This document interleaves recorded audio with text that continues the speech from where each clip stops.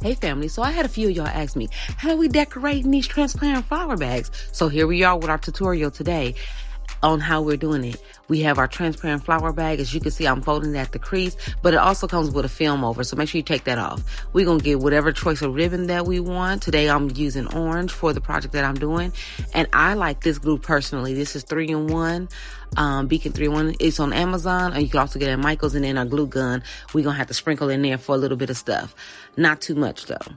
So, then we also get some flowers. Of course, I go to the Dollar Tree, or 1.25 as we call it.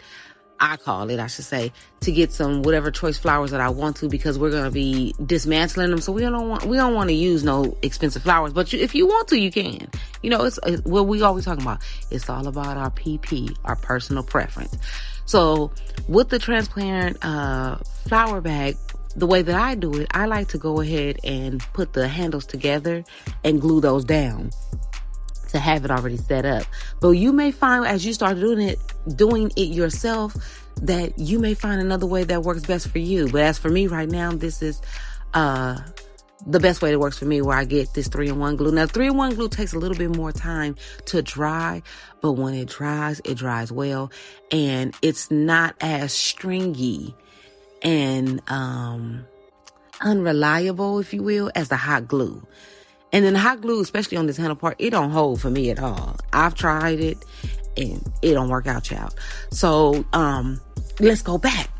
So the transparent flower bags. Now, where I live in LA, there's a place called the Flower District where they sell all kind of stuff, ribbons and all that floral stuff. That's where I got these from. But there is a place online. I cannot remember the name of it, but if I remember it, I'll make sure I'll tag it for you guys. But you can probably go and Google transparent flower bags, and there'll be places where you can get order these from. As I said, there's a place near me, and there may be a place near you that you can go and check out and see. And it may not have how we have those holes that's going down the side. It may not have those on there, because some of them are just plain and don't have holes.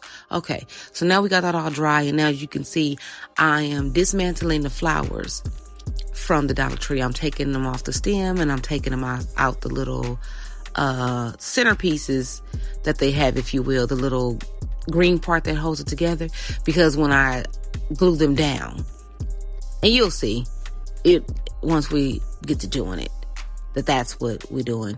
And as you see right here, these are just little gems I already have. So I was saying, I'm going to place these little rhinestones. I got these from the Dollar Tree, but you know, it was a while ago. They may have, may not, but I'm going to glue it down into the center to give us a little pop of, a color on our flower, to give it a little bit of something.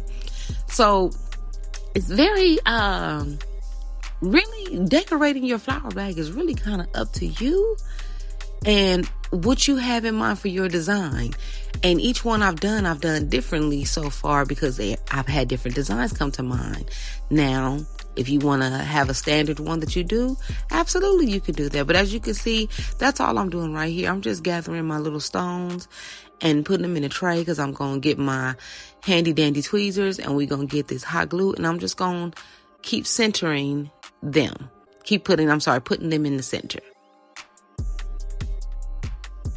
Now we got our flowers on together. We're going to get this ribbon together, and we just going to grab it. I'm not measuring, child. I'm going to tell you that. I just eyeball and I just measure it. I mean, I don't measure. I just eyeball and just figure it out. And then I'm going to go ahead and just clip the ends at a diagonal angle over here. And I do that because it does keep some of the fraying down, but it does not completely take all the fraying out, child. You know, these things be running like some pantyhose.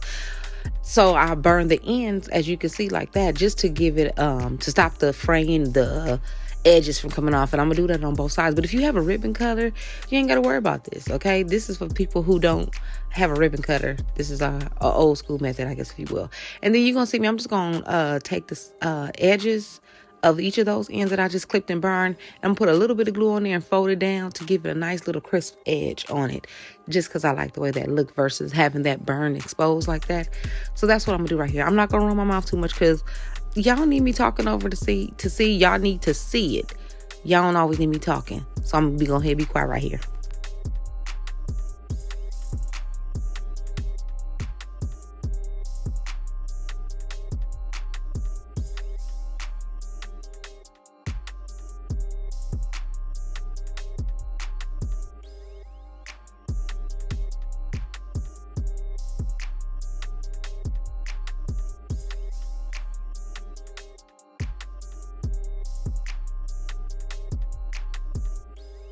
All right, so now we're gonna grab our purse. We're gonna make sure our handle is sturdy and together and, ready for this masterpiece that we're about to create.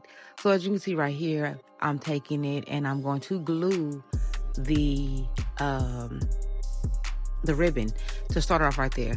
Now, gluing it right here, but make sure you let it dry, because you're gonna see I was impatient trying to hurry up and make this video, and I didn't let it dry and start moving around. Now, I use the beacon on a lot on here, as you can see, because no matter what glue I use, child, I didn't use the Gorilla Glue, I didn't use the Aztec, I didn't use Craftsman, I didn't use all the different types of hot glue. And for some reason, that hot glue and this transparent flower purse, they don't like each other. They beef real bad. So it don't stick together. So you're gonna see, I'm gonna start wrapping this thing around, and you're gonna see it start shifting and moving, because I was right there. Look at that. Girl, be patient, slow down, calm down. These people gonna get this video. You're gonna make it for them. So anyhow, as I was saying, just be a little bit more patient than I was right here. And you're just gonna go ahead and you're just gonna start to wrap it on around. I'm gonna be quiet, because you don't need me running my mouth to tell you how to wrap a ribbon.